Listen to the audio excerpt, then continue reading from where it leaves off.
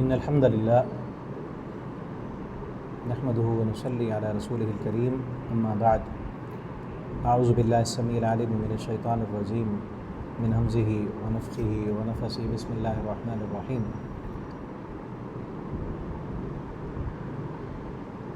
فقلت استغفروا ربكم إنه كان غفارا يرسل السماء عليكم مدرارا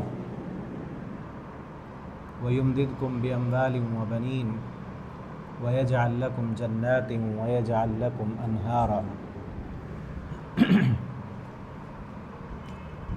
آج کا ٹاپک ہمارا جو ہے وہ ہے استغفار کے فائدے۔ اللہ رب العالمین کے سامنے اپنے گناہوں کی معافیاں مانگنا، اس کے بہت زیادہ فائدے ہیں، اور ہر حال میں ہمیں معافی مانگنا لازمی اور ضروری ہے۔ یہ ضروری نہیں کہ ہم گناہ کریں تو پھر ہم معافی مانگیں، بلکہ جو مومن ہیں، جو ایمان والے ہیں، اللہ تعالیٰ نے ان کی یہ صفت بیان کی ہے کہ ایمان والے وہ ہیں والذین یؤتون ما آتوا وقلوبهم وجلہ انہم الی ربہم راجعون، کہ وہ اللہ تعالیٰ نے ان کو جو دیا ہے وہ اللہ کے راستے میں خرچ کرتے ہیں، صدقہ و خیرات کرنے والے ہوتے ہیں، نماز پڑھنے والے ہوتے ہیں، لیکن اس کے باوجود بھی وہ ڈرتے رہتے ہیں، معافی مانگتے رہتے ہیں۔ امی عائشہ رضی اللہ تعالیٰ عنہا نے پوچھا تھا اللہ کے پیغمبر کیا ان سے کوئی گناہ ہوتے ہیں کہ جو وہ معافی مانگتے ہیں، ڈرتے رہتے ہیں؟ آپ صلی اللہ علیہ وسلم نے فرمایا نہیں عائشہ، ایسی بات نہیں ہے، وہ نمازیں پڑھتے ہیں، وہ روزے رکھتے ہیں، وہ حج کرتے ہیں، زکوٰۃ ادا کرتے ہیں، اس کے باوجود بھی وہ ڈرتے رہتے ہیں کہ کہیں ہماری نماز اگر قبول نہ ہوئی تو کیا بنے گا، کہیں اللہ نے اگر ہمارے صدقے کو قبول نہ کیا، ہماری عبادات اللہ نے ریجیکٹ کر دیں تو پھر ہمارا کیا بنے گا۔ تو ایک مومن جو ہوتا ہے ہر حال میں اللہ رب العالمین سے ڈرتا رہتا ہے، اور استغفار سے اللہ رب العالمین حالات کو بہتر کرتے ہیں۔ اس وقت جو ہمارے حالات ہیں، ہمارے ملک کی جو صورتحال ہے، سیلاب نے بہت زیادہ تباہی مچائی ہوئی ہے، کئی بستیاں اجڑ چکی ہیں، کئی گھروں کے گھر جو ہے وہ ختم ہو چکے ہیں، اور سینکڑوں انسان بے گھر ہیں، کئیوں کے اپنے پیارے ان کی آنکھوں کے سامنے جو ہے وہ پانی میں ڈوب گئے ہیں۔ ان حالات میں یہ حالات بنتے کیوں ہیں؟ یہ حالات کیوں بنتے ہیں؟ اللہ تعالیٰ یہ چھوٹے چھوٹے عذاب، کبھی سیلاب، کبھی زلزلے کے جھٹکے، کبھی وبائیں، کبھی بیماریاں، یہ کیوں آتی ہیں؟ اللہ تعالیٰ قرآن میں فرماتے ہیں کہ ہم افلا یرون انہم یفتنون فی کل عام مرۃ او مرتین ثم لا یتوبون ولا هم یذکرون، کیا یہ لوگ دیکھتے نہیں، یہ توبہ نہیں کرتے، یہ معافی نہیں مانگتے؟ انہم یفتنون، ہم انہیں آزماتے ہیں، فی کل عام، ہر سال ہم انہیں آزماتے ہیں، مرتن، کسی سال ایک مرتبہ، او مرتین، کسی سال دو مرتبہ، ثم لا یتوبون، پھر بھی یہ توبہ نہیں کرتے، ولا هم یذکرون، پھر بھی نصیحت حاصل نہیں کرتے۔ ہماری حالت بھی وہی ہے نا، سال میں کبھی ایک مرتبہ، کبھی سال میں دو مرتبہ، کبھی تین مرتبہ، کئی قسم کے جو ہے وہ آزمائشیں آتی ہیں، پریشانیاں بنتی ہیں، مشکلات آتی ہیں، لیکن ہم جو لوگ محفوظ ہوتے ہیں وہ سمجھتے ہیں ہمیں تو کوئی مسئلہ نہیں، ہم تو محفوظ ہیں نا۔ یہ کیوں بھیجتے ہیں اللہ تعالیٰ؟ وَلَنُذِيقَنَّهُم مِّنَ الْعَذَابِ الْأَدْنَىٰ دُونَ الْعَذَابِ الْأَكْبَرِ لَعَلَّهُمْ يَرْجِعُونَ، اللہ فرماتے ہیں بڑے عذاب سے پہلے ہم یہ چھوٹے چھوٹے عذاب بھیجتے ہیں، لَعَلَّهُمْ يَرْجِعُونَ، تاکہ تم واپس پلٹ آؤ، کہ جب گناہ زیادہ ہو جائیں، جب فحاشی عریانی بڑھ جائے، جب اللہ کی بغاوتیں زیادہ ہو جائیں، انہی علاقوں میں آ رہا ہے نا سیلاب، جن علاقوں میں ہماری پوری قوم گھومنے پھرنے جاتی ہے، سیر و سیاحت کے لیے جاتے ہیں۔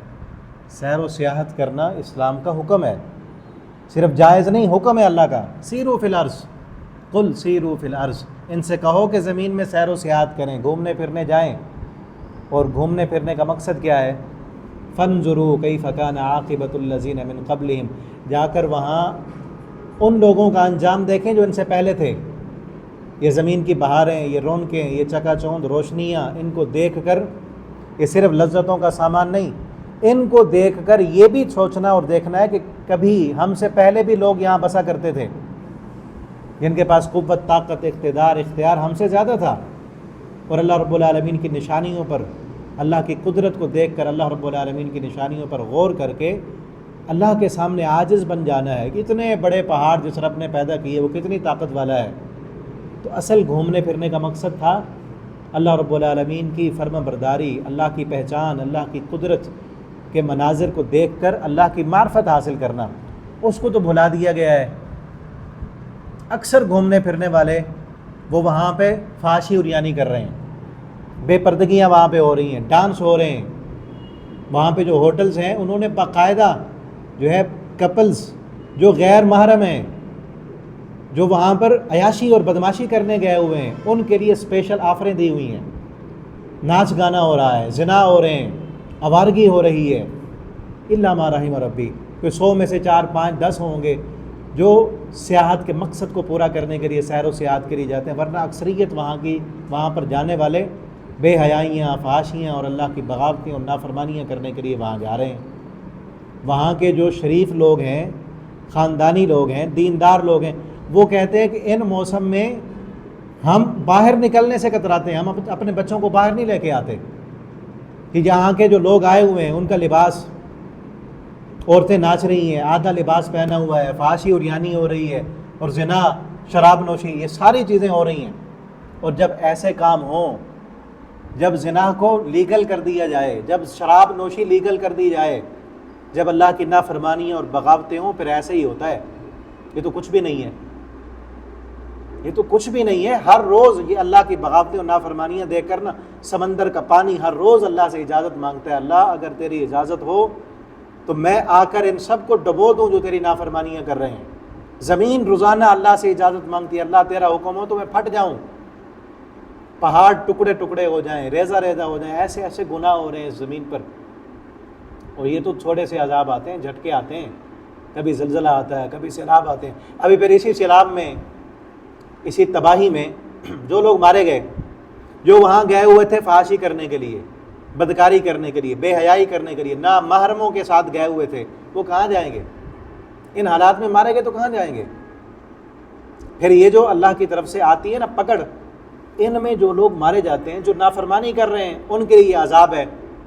اور کئی لوگ وہاں پر بیچارے وہاں مزدوری کرنے بھی گئے ہوئے تھے، کئیوں کے گھر وہاں ہیں، کئی صحیح اسلامی ماحول میں اسلام کے اصولوں کو مد نظر رکھتے ہوئے بھی وہاں گھومنے پھرنے گئے ہوئے، ان کے لیے یہ آزمائش ہے۔ اگر بچ گئے تو آزمائش ہے، اگر اس میں مارے گئے تو وہ شہادت کی موت ہے ان کے لیے۔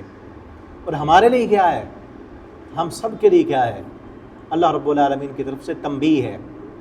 کئی لوگوں کے لیے، نافرمانوں کے لیے عذاب ہے، نیکوں کاروں کے لیے آزمائش ہے، اور جو ہم دور بیٹھ کر دیکھ رہے ہیں ہمارے لیے تنبیہ ہے کہ وہ عذاب ہم پر بھی آ سکتا ہے۔ ہم بھی اللہ رب العالمین کی نافرمانیاں چھوڑ دیں، اللہ کی بغاوتیں چھوڑ دیں، اور جو گناہ کیے ہیں ان پر معافی مانگیں، توبہ کریں، استغفار کریں۔ اللہ فرماتے ہیں ما یفعل اللہ بعذابکم، اللہ تعالیٰ قرآن میں کہتے ہیں ما یفعل اللہ بعذابکم، اللہ نے تمہیں عذاب دے کر کیا کرنا ہے؟ یار دیکھیں نا، آزمائش دے کر، پکڑ نازل کر کے، طوفان بھیج کر، سیلاب بھیج کر، تمہیں تمہارے مال کو ختم کر کے، کاروبار میں نقصان دے کر، یا تمہیں بیمار کر کے، اللہ نے کرنا کیا ہے؟ ما یفعل اللہ بعذابکم، اللہ نے تمہیں عذاب دے کر کیا کرنا ہے؟ ان شکرتم وآمنتم، اگر تم اللہ پر صحیح معنوں میں ایمان لے آؤ اور اللہ کا شکر ادا کرو، اللہ کے فرما بردار بن جاؤ، تو اللہ نے تو تمہیں، دیکھیں اپنے ہی گھر میں کوئی بندہ کسی کو تکلیف دے کر راضی ہوتا ہے؟ کبھی نہیں ہو سکتا۔ اپنی ہی بنائی ہوئی چیز کو کوئی بندہ خراب کرتا ہے؟ اللہ کی اپنی بنائی ہوئی کائنات، اللہ کے اپنے بنائے ہوئے انسان، اللہ تعالیٰ پریشان کر کے راضی تو نہیں ہے نا۔ یہ پریشانیاں، تکلیفیں، مشکلیں کیوں آتی ہیں؟ ہمارے اپنے گناہوں کی وجہ سے۔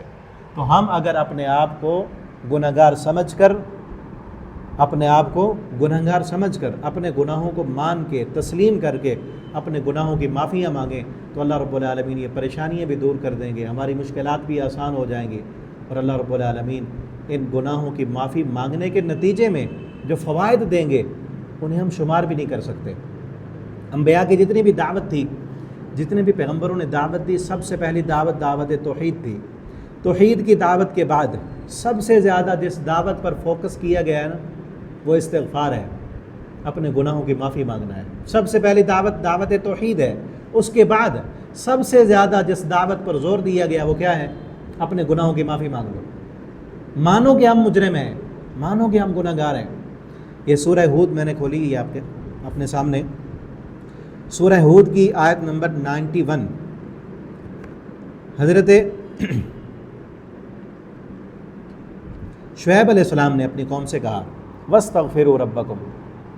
شعیب علیہ السلام کی قوم ناپ تول میں کمی کرتی تھی اور بھی کئی خرابیاں تھیں، تو انہوں نے ان کو دعوت توحید دینے کے بعد کہا وَاسْتَغْفِرُوا رَبَّكُمْ، اپنے رب سے اپنے گناہوں کی معافی مانگ لو، ثُمَّ تُوبُوا إِلَيْهِ، پھر اپنے رب کے سامنے اپنے گناہوں کی توبہ کرو، إِنَّ رَبِّي رَحِيمٌ وَدُودٌ، میرا رب بڑا ہی رحم کرنے والا ہے۔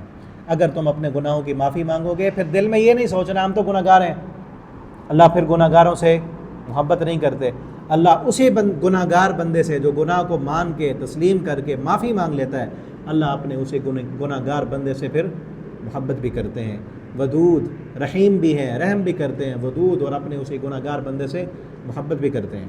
حضرت ہود علیہ السلام نے بھی اپنی قوم سے یہی کہا تھا، انہوں نے کہا وَيَا قَوْمِ اسْتَغْفِرُوا رَبَّكُمْ، اے میری قوم اپنے رب سے معافی مانگو، توبہ کرو، استغفار کرو، ثُمَّ تُوبُوا إِلَيْهِ، پھر توبہ کرو اس کی طرف، يُرْسِلِ السَّمَاءَ عَلَيْكُمْ مِدْرَارًا، اللہ تعالیٰ آسمان سے رحمت والی بارش برسائیں گے، وَيَزِدُكُمْ قُوَّةً إِلَىٰ قُوَّتِكُمْ، تمہاری قوت میں اور اضافہ کر دیں گے۔ یہ جو قوم عاد تھی، حضرت ہود علیہ السلام جس قوم کی طرف بھیجے گئے، کائنات کی سب سے زیادہ پاورفل قوم تھی، اتنے طاقتور انسان تھے، اتنے بڑے ان کے قد تھے۔ اللہ تعالیٰ انہی کے بارے میں فرماتے ہیں الَّتِي لَمْ يُخْلَقْ مِثْلُهَا فِي الْبِلَادِ، ان جیسے ہم نے پھر دوبارہ بنا ہی نہیں ہے۔ اتنی بڑی طاقت والے، اتنے بڑے قد کاٹ والے، اتنے زور والے، اتنی زیادہ عمریں تھیں ان کی، اللہ فرماتے ہیں ان کے بعد پھر ان جیسے انسان ہم نے بنائے نہیں، بنانا ہی چھوڑ دیے۔ اتنے بڑے طاقتور تھے کہ اپنے بارے میں کہا کرتے تھے من اشد منا قوا، کوئی ہے ہم جیسا، ہم جیسی طاقت والا تو کوئی ہے ہی نہیں۔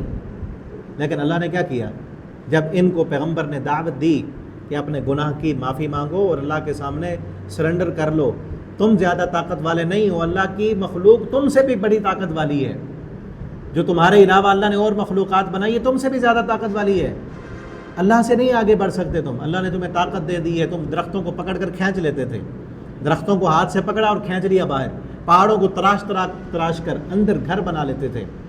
آج جدید ٹیکنالوجی کے دور میں مشینوں کے ذریعے جس طرح پہاڑوں کو تراشا جاتا ہے، وہ اپنے ہاتھوں سے تراش لیتے تھے۔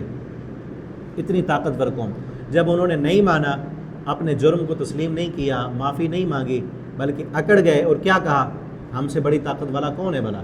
پیغمبر نے ان کو دعوت دی گناہ کو مان لو، توبہ کر لو، استغفار کر لو، یزیدکم قوۃ الی قوتکم، اللہ تمہاری قوتوں میں اضافہ کر دیں گے۔ انہوں نے نہیں مانا تو اللہ نے ان کی قوت کا کچومر نکال دیا، ان کی قوت ان کے سامنے دکھا دی، کتنی طاقت ہے پھر تمہارے پاس۔ اللہ نے ہوا چلائی، آندھی چلائی، سخرھا علیہم 7 لیال و8 ایام، 7 راتیں اور 8 دن مسلسل ان پر ہوا چلی۔ ایسی اللہ نے اپنی مخلوق بھیجی تو نظر بھی نہیں آتی، ہوا نظر آتی ہے۔ اور اتنے طاقتور قوم جو درختوں کو کھینچ لیتے تھے، ہوا کے آگے پھر کھڑ نہ سکے، ہواؤں نے ان کو اٹھا کر مارا زمین کے پٹخ کر، اور پھر ایسے پڑے تھے جیسے اللہ فرماتے ہیں کھجور کے خالی خشک تنے پڑے ہوتے ہیں۔ وَثَمُودَ الَّذِينَ جَابُوا الصَّخْرَ بِالْوَادِ وَفِرْعَوْنَ ذِي الْأَوْتَادِ الَّذِينَ طَغَوْا فِي الْبِلَادِ فَأَكْثَرُوا فِيهَا الْفَسَادَ، کہ وہ فرعونی بھی اور قوم عاد کے لوگ بھی، سمود والے بھی، اکثروا فیہا الفساد، انہوں نے بہت زیادہ فساد مچایا۔ اللہ فرماتے ہیں ہم نے بڑا صبر کیا، لیکن انہوں نے شہروں میں بڑا فساد مچایا، پھر ہم نے کیا کیا، فصب علیہم ربک صوت عذاب، تیرے رب کے عذاب کا کوڑا جب ان پر برسا تو پھر ایک انسان بھی باقی نہ بچا، کوئی ایک بھی باقی نہیں بچا۔ اللہ فرماتے ہیں دیکھو ان میں سے ایک بھی باقی تمہیں نظر آتا ہے؟ سب کے سب گئے۔ جرم کیا تھا؟ اللہ کی توحید کو نہیں مانا انہوں نے، اور اپنے گناہوں کا اعتراف نہیں کیا، اپنے گناہوں کا اعتراف نہیں کیا، اور اللہ کے سامنے توبہ نہیں کی، استغفار نہیں کیا، معافی نہیں مانگی، تو اللہ تعالیٰ نے انہیں صفحہ ہستی سے مٹا کر ان کو کہانیاں بنا دیا۔ تو آج ہمارے لیے بھی درس عبرت ہے کہ ہم بھی اپنے گناہوں کی معافی مانگیں، اللہ تعالیٰ ہمارے گناہوں کو معاف کر دیں گے۔ اور یاد رکھیں جو بندہ اپنے گناہوں کی معافی مانگتا ہے نا، اللہ رب العالمین اس کے لیے بہت زیادہ فوائد عطا کرتے ہیں۔ نبی کریم صلی اللہ علیہ وسلم نے فرمایا من لازم الاستغفار، جو بندہ استغفار کو لازم پکڑ لیتا ہے، ہر وقت معافی مانگتا ہے، کوئی بھی غلطی ہو گئی، مشکل آئی، پریشانی آئی، فوراً اللہ کے حضور جاتا ہے اور کہتا ہے اللہ جو میرا جرم ہے، جو میری غلطی ہے، میری کوتاہی ہے، تو میرے اس گناہ کو معاف کر دے۔ اللہ تعالیٰ بدلے میں کیا دیتے ہیں؟ جعل اللہ لہ من کل ضیق مخرجا، اللہ تعالیٰ گناہوں کی معافی مانگنے والے انسان کے لیے ہر مشکل سے نکلنے کا راستہ اس کو عطا کر دیتے ہیں۔ کوئی بھی مشکل آئی ہے، پریشانی ہے، تو ہمیں کیا کرنا چاہیے؟ جب بھی کسی بھی مشکل میں پھنسے نا، ہم کرتے کیا ہیں؟ ہم کسی اور پر بلیم ڈالتے ہیں، فلاں کی وجہ سے مشکل آئی ہے، فلاں نے میرا کام خراب کر دی ہے، پھر توہمات آتے ہیں، اور پھر کئی لوگ کہتے ہیں ہمارے اوپر تو کسی نے تعویذ کیے ہوئے ہیں، ہمارا کام کسی نے بند کیا ہوا ہے، کوئی اپنے جو ہے پھپھو پہ الزام لگا رہا ہے، کوئی چچا کو مورد الزام ٹھہرا رہا ہے، کوئی ہمسائے کو، کوئی اپنے پارٹنر کو، ہم نے دکان بنائی ہے نا، یہ ہمارا کاروبار نہیں چلنے دے رہے۔ کوئی آپ کا چلتا ہوا کاروبار بند نہیں کر سکتا، کسی کے پاس یہ طاقت نہیں ہے۔ پوری کائنات کی قوتوں اور قدرتوں کا مالک کون ہے؟ ہمارا رب۔ ہمارا چلتا ہوا کاروبار اگر رک گیا ہے تو ہمیں بجائے اس کے کہ ہم دوسروں کو مورد الزام ٹھہرائیں اور ان پر بلیم دیں یا کسی عامل کے پاس جا کر تعویذ لیں، ان کی بجائے ہمیں کیا کرنا چاہیے؟ اپنی زندگی میں دیکھیں ہم سے گناہ کیا ہوئے ہیں۔ ہمارا کام رک گیا نا، تو رسول اللہ صلی اللہ علیہ وسلم نے ہمیں وظیفہ بتا دیا کہ جو بندہ استغفار کو لازم پکڑتا ہے، اللہ رب العالمین اس بندے کے لیے ہر مشکل سے نکلنے کا راستہ اس کو عطا کر دیتے ہیں۔ وَمِن كُلِّ هَمٍّ فَرَجًا، جو بندہ استغفار کرتا رہتا ہے اللہ تعالیٰ، ایک فائدہ یہ ہوتا ہے ہر مشکل سے نکلنے کا راستہ اللہ اسے عطا کر دیتے ہیں، اور دوسرا فائدہ یہ ہوتا ہے کہ اللہ رب العالمین وَمِن كُلِّ ضِيقٍ مَخْرَجًا مِن كُلِّ هَمٍّ فَرَجًا، ہر پریشانی سے نجات عطا کرتے ہیں۔ مشکل وقت آ گیا ہے، کاروبار پھنس گیا ہے، معاملات بگڑ گئے ہیں، اللہ تعالیٰ آسان کر دیں گے۔ ذہنی ٹینشن ہے، انزائٹی ہے، تکلیف ہے، ذہنی دباؤ ہے، کھچاؤ ہے، سکون نہیں ہے، استغفار کریں، اللہ تعالیٰ ذہنی سکون عطا کر دیں گے۔ اور تیسرا فائدہ نبی کریم صلی اللہ علیہ وسلم نے فرمایا وَرَزَقَهُ مِنْ حَيْثُ لَا يَحْتَسِبُ، جو بندہ ہمیشہ اپنے گناہوں کی معافی مانگتا رہتا ہے، اللہ تعالیٰ اس بندے کو ایسی جگہوں سے رزق عطا کرتے ہیں جہاں سے اس کا وہم و گمان بھی نہیں ہوتا۔ کبھی آپ کو ملا ہے ایسی جگہ سے رزق یہاں سے آپ کو پتہ بھی نہ ہو، یار یہاں سے بھی کچھ مل سکتا ہے؟ کسی بندے سے، اس بندے پر تو امید ہی نہیں تھی کہ یہ بھی کھانا کھلا دے گا، ہوتا ہے نا بعض دفعہ کہ اس بندے پر تو کوئی امید ہی نہیں تھی، وہ بھی آپ کو کچھ نہ کچھ دے رہا ہے۔ ایسی جگہ سے جہاں سے آپ نے کبھی امید ہی نہیں لگائی تھی کہ یہاں سے بھی مجھے کچھ مل سکتا ہے، ایسی جگہوں سے اللہ تعالیٰ آپ کو پھر رزق عطا کریں گے۔ کب؟ جب ہم کیا کریں گے؟ لازم الاستغفار، استغفار کو لازم پکڑ لیں۔ آپ چلتے پھرتے استغفر اللہ الذی لا الہ الا هو الحی القیوم واتوب الیہ، یہ استغفار لازم کرتے رہیں، پڑھتے رہیں، ہمیشہ ہماری زبان پر یہ کلمات جاری رہیں، تو اللہ تعالیٰ یہ 3 فائدے عطا کرتے ہیں۔ اس حدیث میں یہ 3 فائدے ہیں، اور بھی کئی فائدے قرآن و حدیث میں موجود ہیں۔ مثلا اللہ تعالیٰ قرآن میں فرماتے ہیں ان اللہ یحب التوابین، اللہ تعالیٰ توبہ کرنے والوں سے محبت کرتے ہیں۔ تو توبہ کرنے سے کیا ہوگا؟ اللہ تعالیٰ کی محبت بھی ملے گی۔ اگر ہم چاہتے ہیں کہ ہم اللہ تعالیٰ کے محبوب بن جائیں اور اللہ رب العالمین ہم سے محبت کریں، تو اس کے لیے بھی ہمیں کیا کرنا ہے؟ استغفار کرنا ہے۔ استغفار کے جو کلمات ہیں انہیں بھی یاد کر لیں اور وہ پڑھتے رہیں۔ ایک فائدہ کیا ہوگا؟ اللہ تعالیٰ محبت کرتے ہیں کن سے؟ جو استغفار کرنے والے ہیں۔ دوسرا فائدہ استغفار کرنے کا یہ ہوتا ہے اللہ رب العالمین اس بندے سے خوش ہوتے ہیں۔ ایک لمبی حدیث ہے، نبی کریم صلی اللہ علیہ وسلم نے فرمایا ایک بندہ سفر کر رہا ہوتا ہے بڑے دور کا، اور راستے میں جنگل آ جاتا ہے، صحرا بیابان، اس کی سواری گم ہو جاتی ہے، اس سے سواری پر اس کا کھانا پینا بھی اسی پر تھا، اب اسے راستہ بھی بھول گیا، سواری بھی گم ہو گئی، اب بھوک سے نڈھال پریشان ہو جاتا ہے، ایک جگہ پر بیٹھ جاتا ہے اور اپنی موت کا انتظار کرنے لگتا ہے۔ اس کو سمجھ آ جاتی ہے کہ اب مرنے کے علاوہ میرا کوئی اور چارہ نہیں ہے۔ وہ اپنی موت کے انتظار میں بیٹھا ہوتا ہے، کسی درخت کے ساتھ ٹیک لگا کر اسے نیند آ جاتی ہے، آنکھیں اس کی بند ہوتی ہیں، تھوڑی دیر کے بعد آنکھیں کھلتی ہیں، سواری اس کے سامنے ہے جو گم ہو گئی تھی، اور اس کے اوپر کھانا پینا بھی اس کا موجود ہے، اور سفر راستہ بھی اس کو مل جاتا ہے۔ وہ کتنا خوش ہوگا۔ آپ صلی اللہ علیہ وسلم نے یہ مثال دی۔ ہم تصور کریں نا، ہم کہیں دور سفر کر رہے ہیں، ہم ریگستان کا سفر کر رہے ہیں اور راستہ بھول گئے ہم، اور سواری بھی گم ہو گئی، موت سامنے ہے، پھر اچانک وہ سواری مل جاتی ہے اور راستہ بھی معلوم ہو جاتا ہے، ہم موت کے منہ سے نکل کر کتنے زیادہ خوش ہوں گے۔ نبی کریم صلی اللہ علیہ وسلم نے فرمایا جو بندہ اپنے گناہوں والی زندگی کو چھوڑ کر اللہ کی طرف پلٹ آتا ہے نا، اللہ سے یہ عہد کر لیتا ہے اللہ جو کچھ ہو چکا ہو چکا، آج کے بعد میں گناہ نہیں کروں گا، میں چوری نہیں کروں گا، میں زنا نہیں کروں گا، میں شراب نہیں پیوں گا، میں اس غلط راستے کو، فلمیں اور ڈرامے دیکھنے والے راستے کو چھوڑ کر تیرے قرآن والے راستے کی طرف آ رہا ہوں۔ اللہ رب العالمین کو اس بندے سے زیادہ خوشی ہوتی ہے اپنے اس لوٹے ہوئے، دور گئے ہوئے بندے کے واپس لوٹنے پر۔ اللہ تعالیٰ محبت بھی کرتے ہیں اور اللہ رب العالمین اس بندے سے خوش بھی ہوتے ہیں۔ اور اگلا فائدہ اپنے گناہوں کی معافی مانگنے کا یہ ہوتا ہے کہ اللہ رب العالمین ایسے انسان کے گناہوں کو بھی نیکیوں میں بدل دیتے ہیں۔ آپ توجہ ادھر رکھیں، ایسے انسان کے، میں نے سننا بھی ہے کتنے فائدے ہو گئے ہیں، اب یاد رکھیں، ٹھیک ہے نا۔ اللہ تعالیٰ محبت کرتے ہیں، اللہ تعالیٰ خوش ہوتے ہیں، اور اللہ رب العالمین ایسے انسان کے گناہوں کو نیکیوں میں بدل دیتے ہیں۔ اور جو حافظ ہیں نا، آپ حافظ ہیں نا، آپ سے آیت بھی میں نے سننی ہے انشاءاللہ، توجہ ادھر رکھیں۔ اللہ رب العالمین قرآن کریم میں فرماتے ہیں الا من تاب وآمن وعمل عملا صالحا فاولئک یبدل اللہ سیئاتہم حسنات۔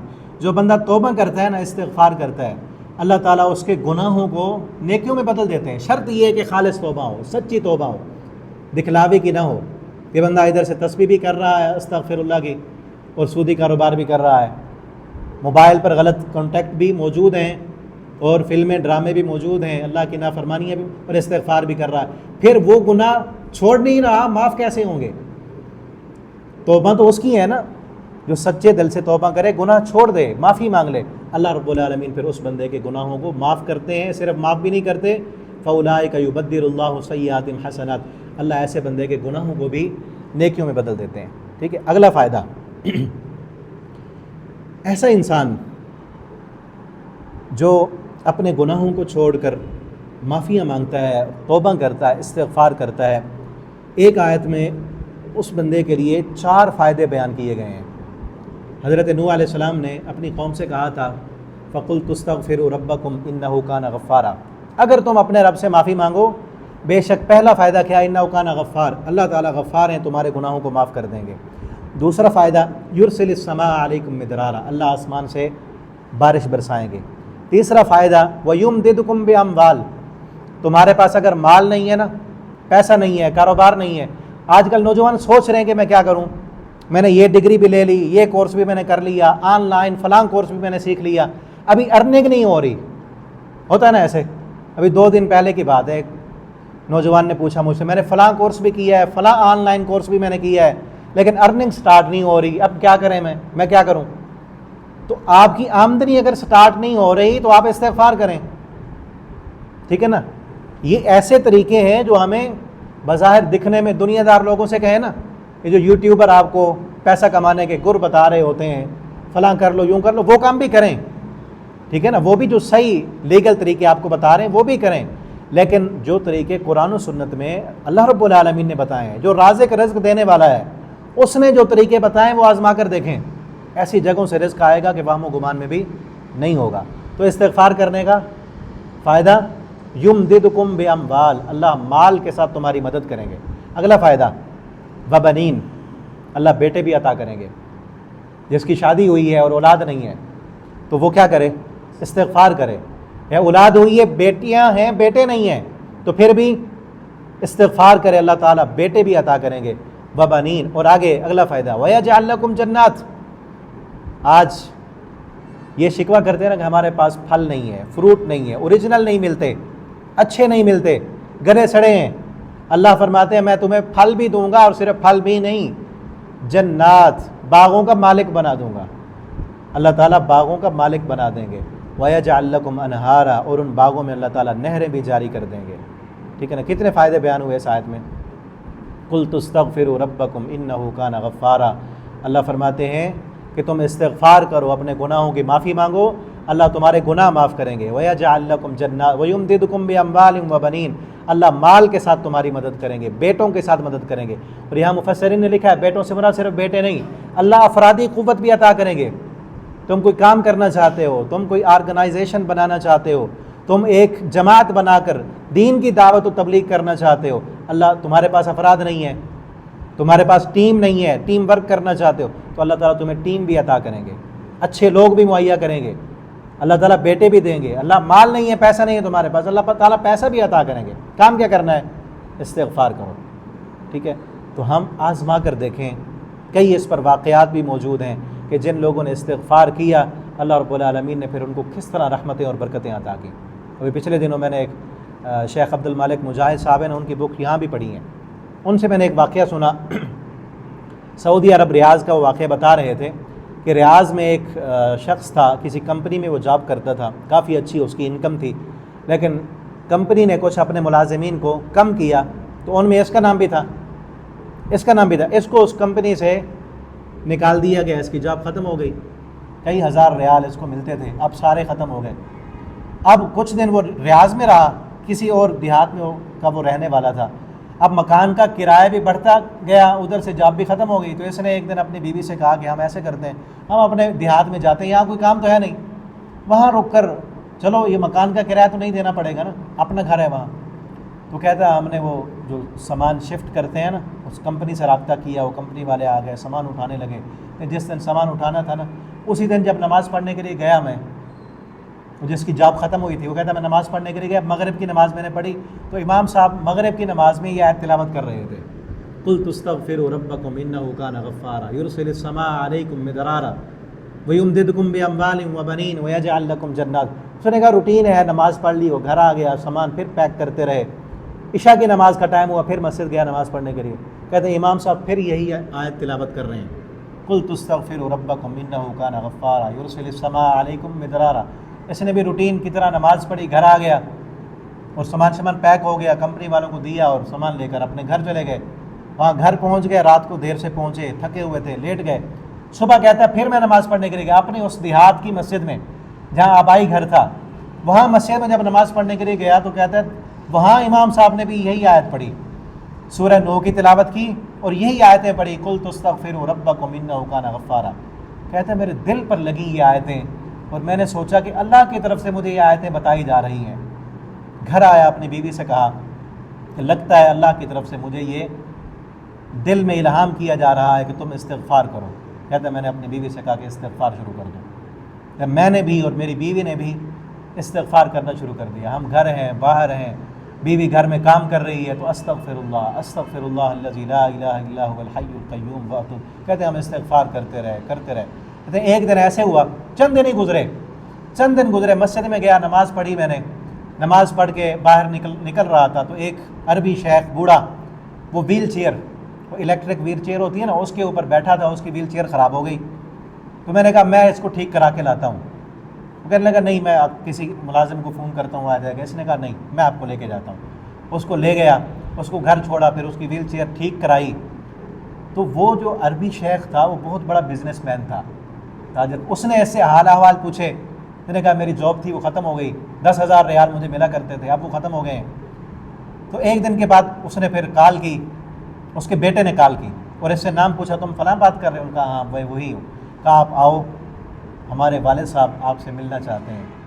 وہ جب گیا تو اس کا بیٹا کہتا ہے یہ میرے والد صاحب آپ سے اتنے زیادہ متاثر ہوئے ہیں، آپ نے ان کی خدمت کی ہے، اتنے زیادہ متاثر، آپ نے کام کوئی نہیں کرنا، صرف آپ نے روزانہ آنا ہے ہمارے والد صاحب کے پاس، ان کے ساتھ بیٹھ کر گپ شپ کرنی ہے، ان کا دل لگانا ہے، آپ سے بہت زیادہ متاثر ہو گئے ہیں یہ، اور آپ کو جو آپ پہلے سیلری لے رہے تھے اور کمپنی سے آپ کی چھٹی ہوگی اس سے زیادہ تنخواہ ہم دیں گے۔ وہ زیادہ تنخواہ بھی مل گئی، جاب بھی مل گئی۔ چند دن کے بعد پھر ایسے ہوا کہ اس عربی شیخ نے اس کو کہا کہ تو آج کے بعد میرا بیٹا ہے اور میرا جتنا بھی کاروبار ہے نا اس میں تو بھی جس طرح میرے بیٹے شریک ہیں اسی طرح تو بھی شریک ہے۔ تو استغفار کرنے کا فائدہ اللہ نے دنیا میں ہی دے دیا۔ اسی طرح ایک اور واقعہ ہے، بہت ہی فیمس واقعہ ہے حضرت امام احمد ابن حنبل رحمہ اللہ تعالیٰ کا۔ وہ ایک رات گئے مسجد میں، کسی مسجد میں سونے کے لیے، عشاء کی نماز کے بعد کا وقت تھا کہ رات میں یہاں گزار لوں اور پھر صبح کو میں چلا جاؤں گا۔ تو مسجد والوں نے انہیں اجازت نہیں دی کہ ہمارا رول نہیں ہے عشاء کے بعد ہم مسجد نہیں کھول سکتے، ہم مسجد بند کر رہے ہیں، مسجد سے باہر نکال دیا، وہ باہر آ گئے۔ تو قریب سے ایک بندہ گزر رہا تھا، ایک روٹیاں بنانے والا، نان بنانے والا، وہ اسے لے گیا کہ چلیں آپ میرے گھر میں رہیں، وہاں پر آ کر سو جائیں۔ امام احمد ابن حنبل چلے گئے اس کے ساتھ اس کے گھر میں۔ اب جیسے ہی امام صاحب جا رہے ہیں نا، وہ نان بنانے والا استغفار کر رہا ہے، استغفر اللہ پڑھ رہا ہے، استغفر اللہ الذی لا الہ الا هو الحی القیوم واتوب الیہ، رات اس کے پاس رہے، رات کو بھی وہ استغفار کرتا رہا، صبح ہوئی وہ آٹا گوندھ رہا ہے تو استغفر اللہ پڑھ رہا ہے، استغفار پڑھ رہا ہے، وہ کام کر رہا ہے استغفار پڑھ رہا ہے۔ تو امام احمد ابن حنبل رحمہ اللہ تعالیٰ اس سے بڑے متاثر ہوئے اور اس سے پوچھنے لگے بھئی آپ یہ استغفار پڑھ رہے ہیں، مجھے یہ بتائیں اس استغفار نے آپ کو کوئی فائدہ دیا ہے؟ اس نے کہا ہاں، یہ جو میں استغفار کر رہا ہوں میری روٹین ہے، میں اکثر اپنی زبان سے استغفار پڑھتا رہتا ہوں، اس نے مجھے بہت فائدہ دیا ہے، میری زندگی کی ہر دعا قبول ہوئی ہے، مجھے میرے رب نے جو مانگا ہے وہ دیا ہے، جو بھی میں نے دعا کی ہے وہ پوری ہوئی ہے، مجھے کوئی پریشانی نہیں، میری زندگی بڑے سکون سے گزر رہی ہے، سکون ہے، چین اور اطمینان ہے۔ ایک دعا ہے جو ابھی تک میری پوری نہیں ہوئی، میری زندگی کی ساری دعائیں پوری ہو گئی، صرف ایک دعا ہے جو پوری نہیں ہوئی اور مجھے لگتا ہے وہ بھی پوری میرا رب کر دے گا۔ امام صاحب پوچھنے لگے کہ وہ کیا دعا ہے؟ اس وقت یہ انٹرنیٹ کا دور تو نہیں تھا نا، امام صاحب کو سب نے تو نہیں دیکھا ہوا تھا، تو وہ بندہ نان بنانے والا کہنے لگا میں نے سنا ہے کہ کوئی امام احمد ابن حنبل ہیں، بہت بڑے امام ہیں، میرے دل کی یہ تمنا ہے کہ میں ان سے ملاقات کر لوں، وہ تو بہت بڑے امام ہیں اور میں اللہ سے دعا کر رہا ہوں، کافی دن گزر گئے کہ اللہ میری امام احمد ابن حنبل سے ملاقات کرا دے، یہ میری ایک دعا قبول نہیں ہو رہی۔ امام صاحب نے فوراً اللہ اکبر کہا اور آنکھوں میں آنسو آ گئے، کہا آج آپ کی وہ دعا بھی پوری ہو گئی ہے، میں امام احمد ابن حنبل ہی ہوں، اور مجھے جب میں مسجد سے باہر نکلا نا مجھے ایسے لگ رہا تھا کہ کوئی طاقت مجھے گھسیٹ رہی ہے، لقد جررت الیک، مجھے گھسیٹ کر آپ کی طرف لایا گیا ہے۔ وہ دعا تھی، وہ استغفار کی برکت تھی کہ جس کی برکت سے اللہ نے اس کی ہر دعا کو قبول کر لیا، ٹھیک ہے نا۔ تو اگر ہم چاہتے ہیں ہماری زندگی سکون سے گزرے، چین ہو، اطمینان ہو، اللہ کی محبت ملے، اللہ کی رضا ملے، اللہ تعالیٰ ہم سے راضی ہوں، اللہ ہمارے گناہ معاف کر دیں اور اللہ ہماری زندگی کو سکون سے بھر دیں، اللہ مال کے ساتھ ہماری مدد کریں، اللہ ہمیں بیٹے عطا کریں، اللہ ہمیں سکون عطا کریں، تو اس کے لیے کیا کرنا ہے؟ استغفار۔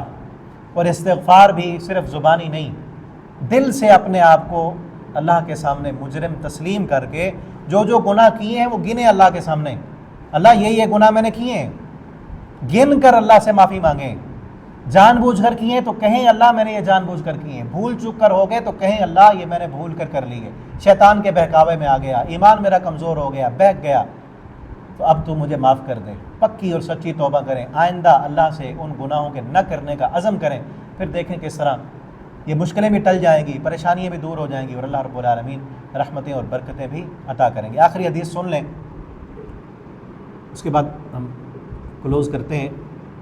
نبی کریم صلی اللہ علیہ وسلم نے اپنے ایک صحابی کو وصیت کی تھی، آپ نے فرمایا کہ میرے صحابی ایک کام کر، اگر زندگی میں سکون چاہتے ہو، اگر زندگی میں چین چاہتے ہو، اطمینان چاہتے ہو، سعادت اور خوش بختی اور خوش نصیبی چاہتے ہو تو کیا کرو؟ لا یزال لسانک رطبا من ذکر اللہ، آپ صلی اللہ علیہ وسلم نے فرمایا آپ کی زبان ہمیشہ اللہ کے ذکر سے تر رہنی چاہیے، ہمیشہ آپ کی زبان اللہ کے ذکر سے تر رہے، لا یزال لسانک رطبا من ذکر اللہ، آپ جو کچھ بھی کر رہے ہیں آپ کی زبان ہلتی رہے، ہمیشہ آپ کی زبان ہلتی رہے۔ جس طرح وہ نان بنانے والا آٹا گوندھ رہا ہے، نان بنا رہا ہے، کام کر رہا ہے، زبان ہل رہی ہے، صرف دل سے نہیں، بعض لوگ دل میں پڑھ رہے ہوتے ہیں، ٹھیک ہے، زبان بھی ہلے، چاہے آواز نہ نکلے، زبان بھی ہلنی چاہیے۔ کیوں؟ آپ صلی اللہ علیہ وسلم نے کیا فرمایا؟ رطبا من ذکر اللہ، آپ کی زبان تر رہنی چاہیے۔ زبان تر کب رہے گی؟ جب زبان کو حرکت دیں گے، حرکت نہیں دیں گے تو وہ تر نہیں ہوگی، زبان کو حرکت دے کر استغفار پڑھیں، استغفر اللہ کہیں، تو انشاءاللہ اللہ رب العالمین ہماری پریشانیاں بھی دور کر دیں گے، مشکلات بھی آسان ہو جائیں گی۔ اور یہ مت سمجھ کہ ہمارا شہر، ہمارا علاقہ محفوظ ہے، یہاں پر تو سیلاب نہیں آ سکتا۔ کئی لوگ ہوتے ہیں ہم تو محفوظ ہیں، ہمیں تو کوئی مسئلہ نہیں ہے، وہ بھی ہمارے بھائی ہیں، وہ بھی ہمارے بھائی ہیں۔ نبی کریم صلی اللہ علیہ وسلم نے فرمایا مسلمان ایک جسم کی مانند ہیں، ان کے لیے مدد بھی کریں، ڈونیشن بھی دیں، جو کچھ وہاں تک پہنچا سکتے ہیں پہنچائیں، ان کے لیے دعا کریں، ٹھیک ہے نا، اور ان کو ان کی تکلیف کو اپنی تکلیف سمجھیں۔ نبی کریم صلی اللہ علیہ وسلم کا فرمان ہے کہ جو بندہ من نفس عن مسلم کربۃ من کرب الدنیا، جو بندہ کسی مسلمان بھائی کی دنیا کی کسی تکلیف کو دور کرتا ہے نا، اللہ تعالیٰ اس بندے کی قیامت کے دن کی پریشانی کو دور کر دیں گے۔ آج وہ مسلمان جن کے گھر نہیں ہے، جن کے پاس کھانا نہیں ہے، جن کے پاس رہنے کے لیے جگہ نہیں ہے، ان کی آپ جس کیفیت میں بھی ان کی پریشانی کو دور کر سکتے ہیں، تو اللہ تعالیٰ ہماری بھی انشاءاللہ قیامت کے دن اللہ تعالیٰ ہماری پریشانیوں کو دور کر دیں گے، ان کی پریشانیاں دور کریں، ہماری پریشانیاں دور ہوں گی، اور ہم یہ نہ سمجھیں کہ ہم تو دور ہیں، ہم پر سیلاب نہیں آ سکتا اور ہم نڈر ہیں، بے خوف نہ ہو جائیں۔ مومن جو ہوتے ہیں وہ اللہ کی پکڑ سے کبھی بھی بے خوف نہیں ہوتے۔